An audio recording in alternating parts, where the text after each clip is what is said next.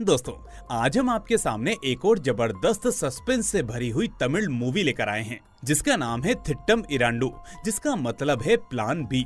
ये मूवी 2021 में रिलीज हुई थी और फिलहाल इसकी IMDb रेटिंग 7.1 है और इसे आप सोनी लिव पर देख सकते हैं। तो बात करें इस मूवी की तो शुरू में आपको लगेगा कि ये कहानी बहुत ही सिंपल है, लेकिन दोस्तों जब इस कहानी का क्लाइमेक्स आपके सामने आएगा तो आपका भी मुंह खुला का खुला रह जाएगा, जैसा मेरा रह गया।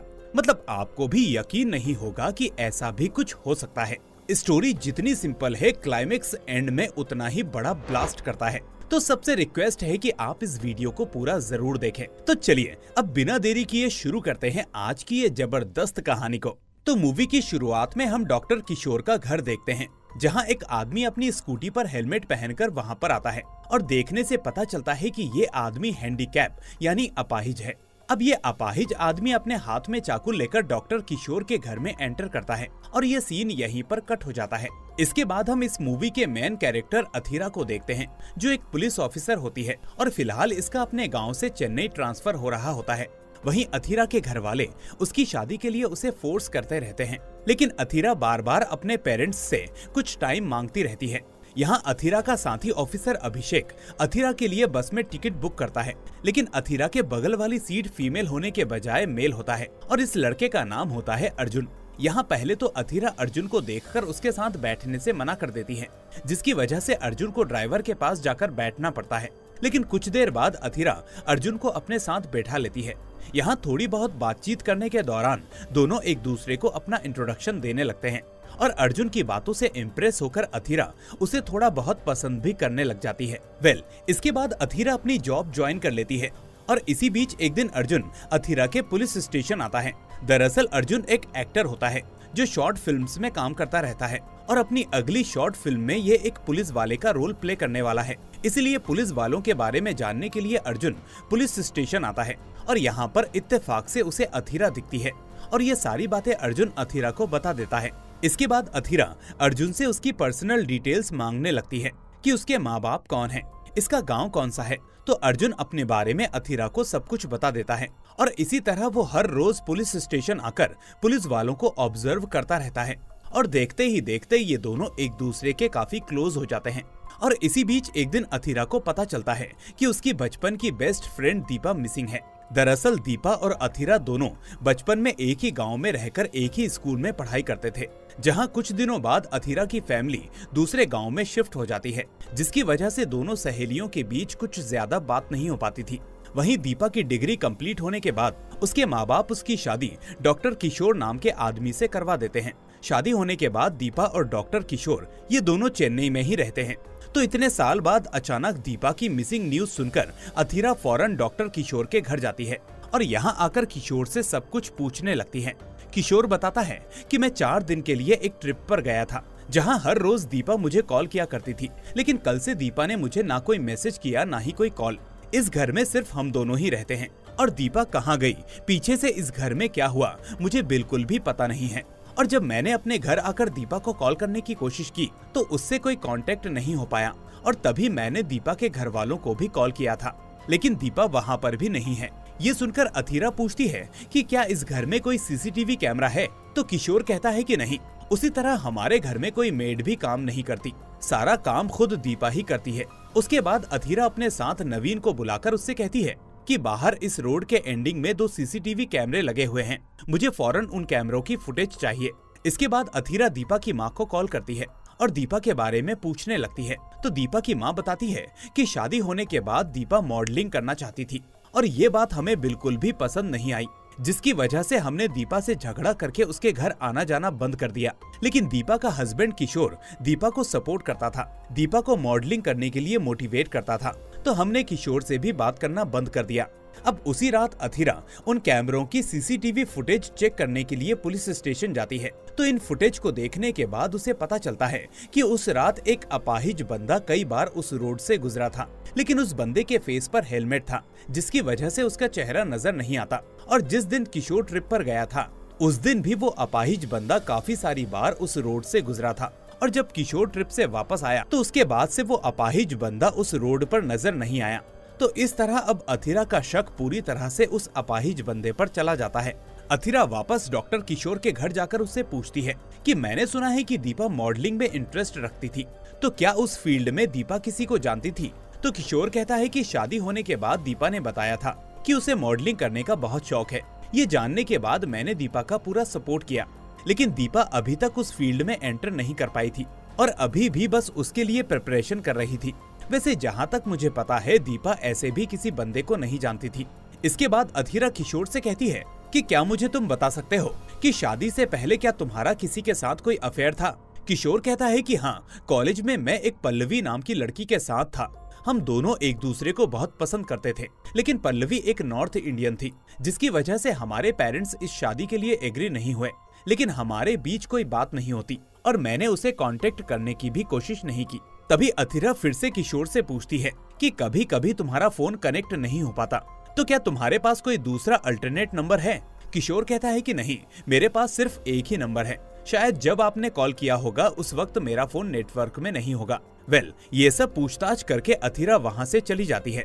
अब अथिरा के जाते ही किशोर अपने बेडरूम में आता है और हम देखते हैं कि यहाँ पर किशोर ने अपने दूसरे फोन को पंखे के ऊपर छुपा कर रखा हुआ था। किशोर फौरन उस फोन को उठाता है और सामने वाले आदमी से कहता है कि मैंने तुमको कितनी बार कहा कि तुम मेरे मेन फोन पर कॉल मत किया करो। यहाँ अभी तक सब हमारे हिसाब से हो रहा है, फिक्र करने की कोई बात नहीं है। वहीं दूसरी तरफ अथिरा उस अपाहिज बंदे के बारे में पता करने की कोशिश करती है। तभी दूसरे दिन अथिरा को ये न्यूज पता चलती है कि किशोर के घर से कुछ दूरी पर एक कार का एक्सीडेंट हुआ है। ये सुनते ही अथिरा अपनी टीम के साथ क्राइम लोकेशन पर पहुंचती है। यहाँ आकर अभिषेक अथिरा को सब कुछ एक्सप्लेन करने लगता है कि मरने वाली एक लड़की है और शायद जब लड़की ड्राइव कर रही थी उसकी कार आउट ऑफ कंट्रोल होकर एक पेड़ से जाकर टकरा गई और गाड़ी में आग लगने की वजह से सारी की सारी गाड़ी जल गई और गाड़ी के साथ ये लड़की भी जल गई और शायद इस हादसे को हुए 1-2 दिन हो चुके हैं। वहीं दूसरे दिन पोस्टमार्टम रिपोर्ट से ये पता चलता है कि ये लाश किसी और की नहीं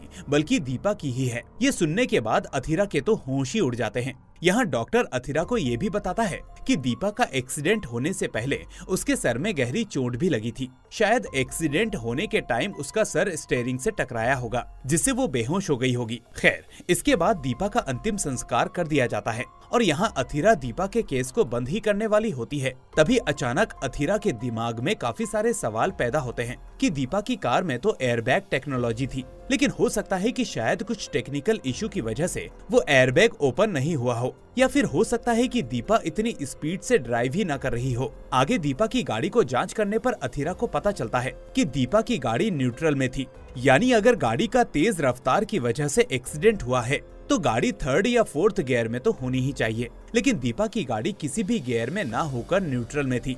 साथ ही वो अपाहिज आदमी कौन है जो उसने सीसीटीवी फुटेज में देखा था, उसका भी अभी तक कुछ पता नहीं चल पाया है।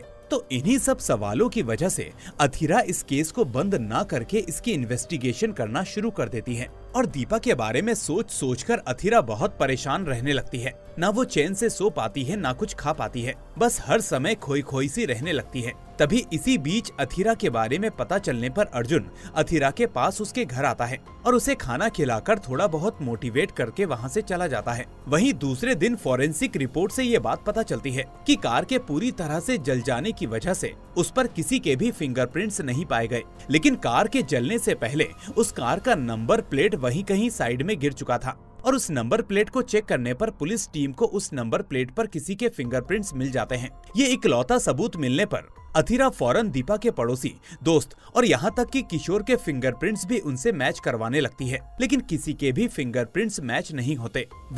इसी बीच हम एक कपल को देखते हैं जहाँ किसी जगह पर एक हस्बैंड अपनी वाइफ को घर में अकेला छोड़कर कहीं बाहर जाता है और ये चीज वहीं थोड़ी दूर पर वो अपाहिज बंदा खड़े होकर देख रहा होता है। अब हस्बैंड के जाने के बाद वो अपाहिज बंदा इस घर में आता है और इस उषा नाम की लड़की को बड़ी ही बेरहमी से खत्म कर देता है। अगले दिन पुलिस वालों को जब इसके बारे में पता चलता है तो अथिरा अपनी टीम के साथ फौरन वहां जाती है और सीसीटीवी फुटेज करने पर अथिरा को एक अपाहिज बंदा नजर आता है जो उषा के घर में एंटर हो रहा होता है। वहीं अभिषेक ने उषा के बारे में जांच पड़ताल कर रखी थी, जिसके बारे में वो अथिरा को बताता है कि शादी से पहले उषा के काफी सारे लड़कों के साथ अफेयर्स थे और कॉलेज के दिनों में तो वो एक साथ 5 लड़कों को डेट कर रही थी और शादी होने के बाद उन 5 लड़कों ने उषा के घर आकर उनसे लड़ाई झगड़ा भी किया था। अभिषेक ने उषा के उन 5 बॉयफ्रेंड्स के बारे में भी पता किया हुआ था और उनमें से 4 लोगों से वो ऑलरेडी बात कर चुका था, लेकिन एक आखिरी लड़के का कॉल कनेक्ट ही नहीं हो पाता और इस आखिरी लड़के का नाम होता है भरणी।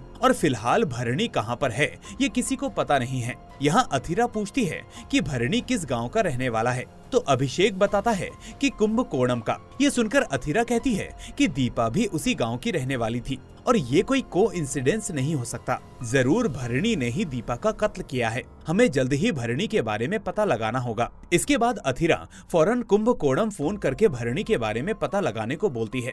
तो यहाँ उसके कॉलेज से अथिरा को पता चलता है कि भरणी कॉलेज में हमेशा लड़कियों को प्यार के नाम पर परेशान किया करता था और एक दिन तो भरणी ने एक लड़की को किडनैप करने की कोशिश भी की थी। उसकी इस हरकत की वजह से उसे कॉलेज से निकाल दिया गया था। फिर कुछ समय बाद भरणी की मां की मृत्यु हो गई, जिसके बाद भरणी ने यह गांव ही छोड़ दिया। इन सब बातों को सुनने के बाद अथिरा कहती है कि शायद उषा और दीपा का किलर ये भरणी ही हो सकता है। तभी अभिषेक अथिरा से बोलता है कि मैडम, सीसीटीवी फुटेज में तो एक अपाहिज आदमी नजर आ रहा था और ये भरणी तो अपाहिज नहीं है। तभी अथिरा जवाब देती है कि भरणी को अपना गांव छोड़े 3 साल बीत चुके हैं और इन 3 सालों में शायद भरणी का कोई एक्सीडेंट हुआ होगा और वो अपाहिज हो गया होगा। यहाँ अथिरा को ये भी पता चलता है कि भरणी ने गांव छोड़ने से पहले अपना घर बेच दिया था। तो अथिरा फौरन उसकी प्रॉपर्टी पर मिले फिंगरप्रिंट्स को दीपा की गाड़ी के नंबर पर मिले फिंगरप्रिंट्स से मैच करवाने लगती है। तो वो मैच हो जाते हैं और इससे ये बात कंफर्म हो जाती है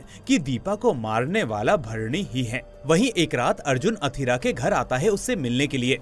थोड़ी बहुत बातचीत करने के बाद यहाँ अर्जुन अथिरा से पूछता है कि तुम दीपा को इतनी पसंद क्यों करती हो, उसको लेकर इतना सीरियस क्यों हो। अथिरा कहती है कि बचपन से ही वो मेरी बेस्ट फ्रेंड थी और हम दोनों साथ में ही स्कूल आया जाया करते थे। बचपन में एक दिन वो मुझे बचाने के लिए पानी में भी कूद गई थी और एक दिन बड़े होकर जब मेरा फोन कहीं खो गया तो दीपा ने अपने ही पैसों से मुझे आईफोन खरीद कर दिया और जो मेरे हाथ में ये फोन है वो दीपा का ही दिया हुआ है और ये फोन हम दोनों के फिंगरप्रिंट से ही ओपन होता है। तो इस हद तक हम दोनों एक दूसरे को पसंद करते थे, लेकिन आज वो मुझसे बहुत दूर जा चुकी है, लेकिन कुछ भी करके मैं उसके कातिल को ढूंढ निकालूंगी।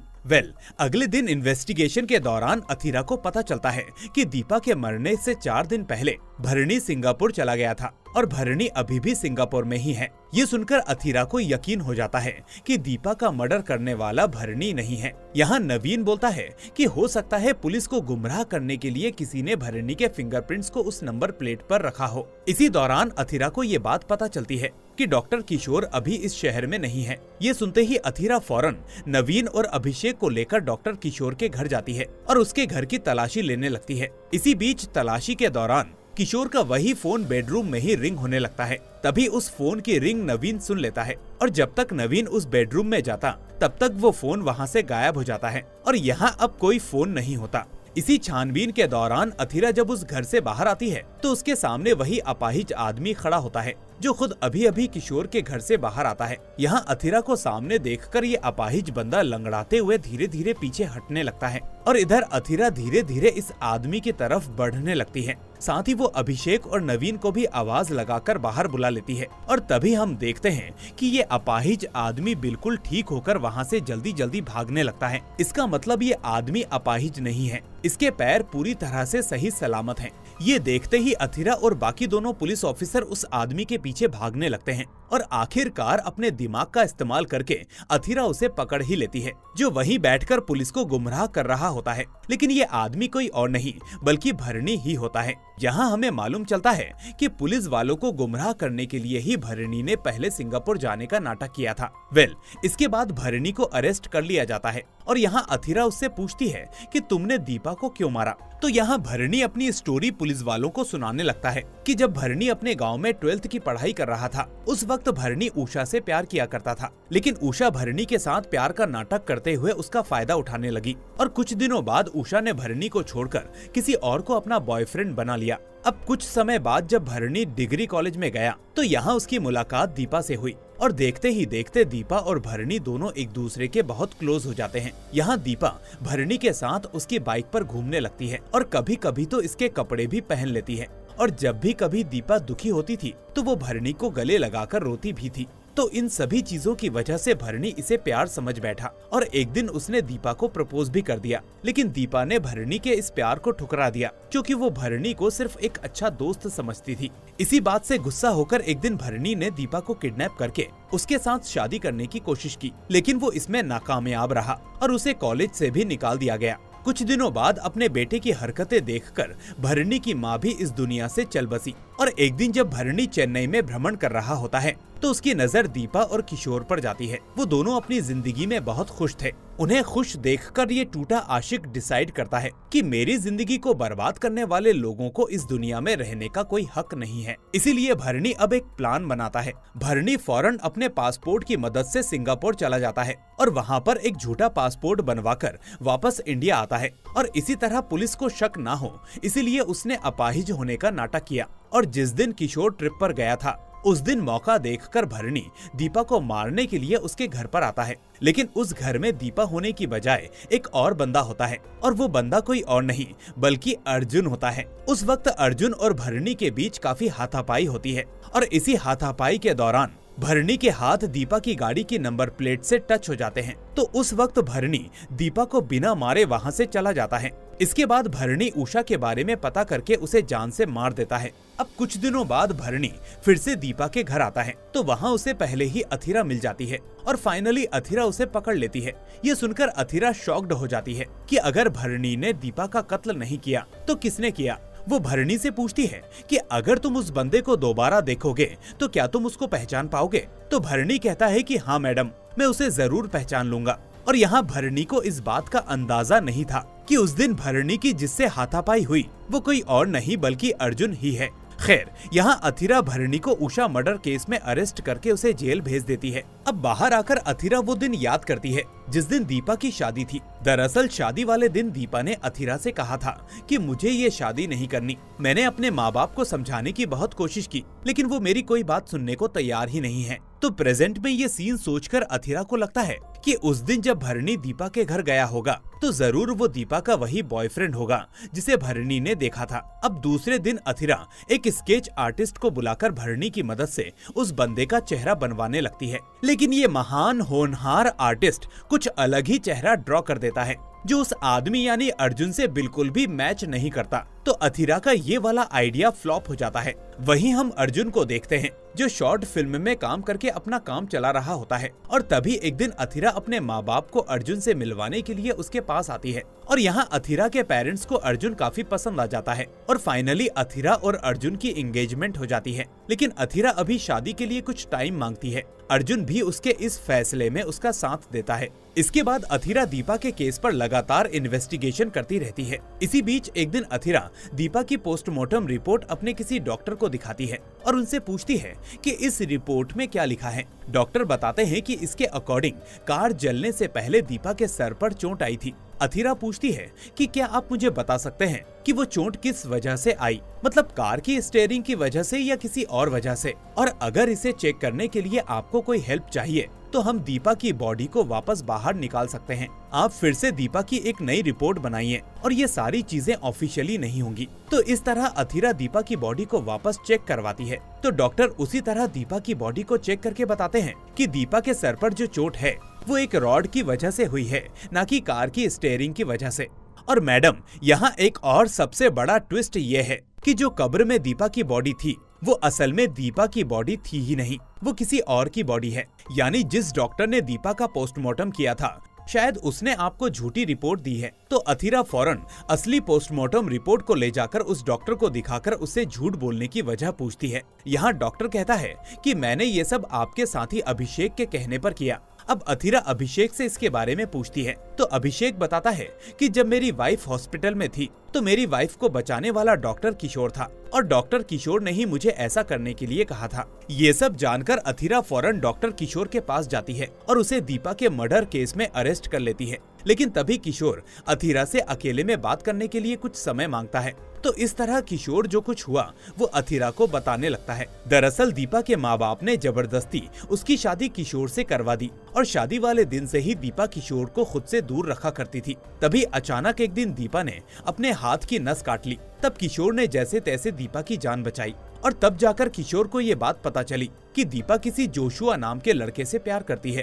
और उससे चैटिंग करती रहती है। यही बात किशोर एक दिन दीपा से पूछता है तो दीपा उसे बताती है कि मैं और जोशुआ एक दूसरे से बहुत प्यार करते हैं और क्योंकि जोशुआ की कास्ट अलग है इसीलिए मेरे माँ बाप ने उसके साथ शादी करने से मना कर दिया। और एक दिन जब मैंने घर से भागने की कोशिश की तो मेरे माँ बाप ने मुझे सुसाइड करने की धमकी दी, इसीलिए मजबूरन मुझे तुमसे शादी करनी पड़ी। ऐसा कहकर बेचारी दीपा किशोर के सामने फूट फूट कर रोने लगती है। अब दीपा की ये हालत देखकर किशोर एक रास्ता निकालता है। एक दिन किशोर और दीपा मॉडलिंग की बात दीपा के घर वालों को बताते हैं, जिससे दीपा के घर वाले दीपा के घर आने से मना कर देते हैं और इन लोगों से बात नहीं करते, इनसे अपना रिश्ता खत्म कर लेते हैं। इसके बाद दीपा और किशोर अपने प्लान के अकॉर्डिंग एक अनाथ लाश को दीपा की कार में रखकर उसका एक्सीडेंट करवा देते हैं और फिर उस कार और डेड बॉडी को जला देते हैं। इसके बाद किशोर उस डॉक्टर और अभिषेक को कुछ पैसे देकर ये झूठी रिपोर्ट तैयार करवाता है ताकि सभी को यही लगे कि दीपा अब इस दुनिया में नहीं रही।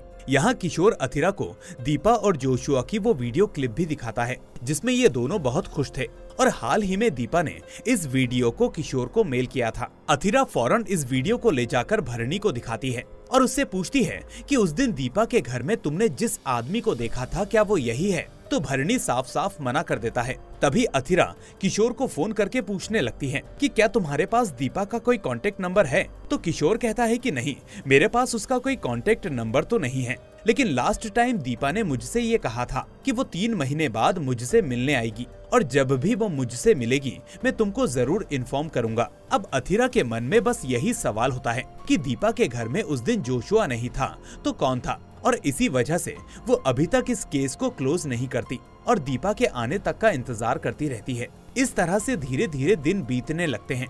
इसी बीच अथिरा के माँ बाप उसे शादी करने के लिए फोर्स करते हैं, लेकिन वो बार बार अर्जुन और अपने पेरेंट्स को रोक कर रखती है और इसी तरह धीरे धीरे 6 महीने बीत जाते हैं, लेकिन अभी तक दीपा की तरफ से कोई मैसेज या कॉल नहीं आता। तभी फाइनली एक दिन दीपा की तरफ से एक मैसेज आता है जो अथिरा को किसी जगह मिलने के लिए बुलाती है। अब अगले दिन अथिरा उस एड्रेस पर जाने के लिए निकल रही होती है, लेकिन तभी वहाँ अर्जुन आता है और अथिरा के साथ जाने की जिद करने लगता है। तो अथिरा भी इसके लिए मान जाती है और अर्जुन को साथ लेकर उस पते पर जाने लगती है। वहीं दूसरी तरफ हम भरणी को देखते हैं जो फिलहाल जेल से बाहर आया होता है और हाल ही में उसने एक शॉर्ट फिल्म में अर्जुन को देखा था। तो यही बात बताने के लिए वो अथिरा को कॉल करता है, लेकिन नेटवर्क ना होने की वजह से उसकी अथिरा से बात नहीं हो पाती। लेकिन यहाँ भरणी अर्जुन की फोटो अथिरा को भेज देता है और यही बात वो नवीन को भी बताता है। नवीन फौरन अर्जुन के बारे में थोड़ी बहुत इन्वेस्टिगेशन करता है और तुरंत अथिरा को अर्जुन के बारे में बताने के लिए कॉल करता है, लेकिन इस बार भी नेटवर्क इशू की वजह से नवीन की अथिरा से बात नहीं हो पाती। लेकिन वो अथिरा को वॉइस मैसेज सेंड कर देता है कि मैडम आप अर्जुन से दूर रहिए, उसका असली नाम अर्जुन नहीं है, वो किसी और की आइडेंटिटी यूज कर रहा है। उधर अथिरा उस पते पर आकर दीपा को यहाँ वहाँ ढूंढने लगती है, लेकिन दीपा उसे कहीं नजर नहीं आती। तभी अचानक यहाँ डॉक्टर किशोर, उसकी एक्स गर्लफ्रेंड अभिषेक और जोशुआ आते हैं। इन सभी को एक साथ यहाँ पर देखकर अथिरा के तो जैसे होश ही उड़ जाते हैं और वो इन लोगों से दीपा के बारे में पूछने लगती है। और तभी दीपा के फोन पर नवीन और भरणी के मैसेजेस आते हैं और उसी समय दीपा से अर्जुन अथिरा की गन लेकर अथिरा के पास आता है। अर्जुन को देखकर अथिरा गुस्से में उसका कॉलर पकड़कर पूछती है कि तुम कौन हो और तुमने मुझे धोखा क्यों दिया, तुम क्यों मेरी जिंदगी में आए। और दोस्तों यहाँ आकर इस मूवी का खतरनाक क्लाइमेक्स रिवील होता है। यहाँ अर्जुन फौरन अथिरा का फोन लेकर उसे अपनी फिंगर से अनलॉक करता है, जिसका मतलब अर्जुन कोई और नहीं बल्कि दीपा ही है। और अब यहाँ सभी लोग मिलकर अथिरा को असली सच्चाई बताने लगते हैं। दरअसल दीपा बचपन से लड़की की तरह दिखती थी, लेकिन कुछ हार्मोन्स के चेंजेस की वजह से दीपा के अंदर एक लड़का था। मतलब दीपा लड़का बनना चाहती थी। वो लड़कों के कपड़े पहनकर लड़कों जैसी चलती थी, लड़कों की तरह हरकतें करती थी और इसी बीच दीपा अथिरा से प्यार भी किया करती थी। वहीं आगे जाकर डिग्री कॉलेज में दीपा की मुलाकात भरणी से हुई, जहां दीपा और भरणी एक दूसरे के बहुत अच्छे दोस्त हुआ करते थे। और यहीं बीच बीच में दीपा भरणी के कपड़े भी पहन लिया करती थी, क्योंकि उसे लड़कों की तरह दिखना पसंद था और वो उल्लू भरणी इसे प्यार समझ बैठा। अब कुछ दिनों बाद दीपा के घर वालों को भरणी के बारे में पता चल जाता है, तो वो लोग दीपा को ब्लैकमेल करके किशोर से उसकी शादी करवा देते हैं। शादी होने के कई महीनों बाद तक भी दीपा किशोर को अपने पास नहीं आने देती थी और इसी बीच एक दिन फाइनली दीपा अपनी असलियत किशोर को सुनाती है। उसके बाद किशोर और दीपा ये दोनों एक लावारिस लाश को दीपा बनाकर दुनिया के सामने रखते हैं और किशोर अपनी एक्स गर्लफ्रेंड पल्लवी और अभिषेक की मदद से दीपा को एक मेल में कन्वर्ट करने में लग जाते हैं, यानी दीपा का जेंडर धीरे धीरे चेंज करने लगते हैं और इसीलिए बीच बीच में अर्जुन इंजेक्शन लिया करता था। मतलब यह भी एक ट्रीटमेंट का हिस्सा था और इसी तरह पूरे 10 महीने ट्रीटमेंट लेने के बाद दीपा अर्जुन बना और फिर अभिषेक की मदद से अथिरा के बगल में सीट बुक करवाई ताकि उसके साथ दोस्ती कर सके। लेकिन इतने महीने बीत जाने के बाद भी अथिरा अर्जुन से शादी नहीं कर रही थी और वो यही जिद करके बैठी थी कि वो किसी भी तरह पहले दीपा से मिलेगी। अब क्योंकि अर्जुन के सामने कोई और ऑप्शन नहीं होता, तो वो आखिरकार डिसाइड करता है कि वो अपनी सच्चाई अथिरा को बताएगा और अथिरा को यकीन दिलाने के लिए ही उसने ट्रीटमेंट से पहले जोशुआ के साथ वो वीडियो रिकॉर्ड किया था ताकि अथिरा को यकीन हो सके कि दीपा अपने पार्टनर के साथ अपनी लाइफ में खुश है, ताकि अथिरा भी अर्जुन के साथ शादी करके खुश रहे। लेकिन अथिरा हर समय दीपा के ख्यालों में ही रहती है। अब पूरा सच जानने के बाद अथिरा का सर गोल गोल घूमने लगता है और वो डिसाइड नहीं कर पाती कि वो खुश हो या दुखी। खैर, अब इस सिचुएशन में अथिरा कुछ डिसाइड नहीं कर पाती, इसीलिए वो अर्जुन को फैसला सुनाने के लिए वो उससे 1 साल का टाइम मांगती है। अब पूरे 1 साल के बाद अथिरा अर्जुन से मिलने जाती है ताकि अपना फैसला उसे सुना सके कि वो अर्जुन से शादी करेगी या नहीं। और इसी सीन के साथ ये मूवी यहीं पर दी एंड हो जाती है। यानी अथिरा ने क्या डिसाइड किया वो अब आपको डिसाइड करना है। डायरेक्टर साहब ने ये फैसला ऑडियंस के ऊपर छोड़ दिया है। तो दोस्तों, आपको क्या लगता है, अथिरा ने शादी के लिए हाँ किया होगा या नहीं? हमें कमेंट करके जरूर बताएं। बाकी आखिरी में हम उन लोगों की फोटोज को भी देखते हैं जो असल जिंदगी में लड़की से लड़के में कन्वर्ट हुए हैं और इसी टॉपिक के ऊपर जबरदस्त आइडिया लेकर इस मूवी को बनाया गया है। तो दोस्तों, अगर आपको ये मूवी पसंद आई हो तो भाई इसे लाइक करके हमारे चैनल को सब्सक्राइब करना ना भूलें। हम फिर मिलेंगे एक और ऐसी ही शानदार कहानी के साथ। टिल देन, अपना और अपनों का ख्याल रखिए एंड थैंक्स फॉर वॉचिंग।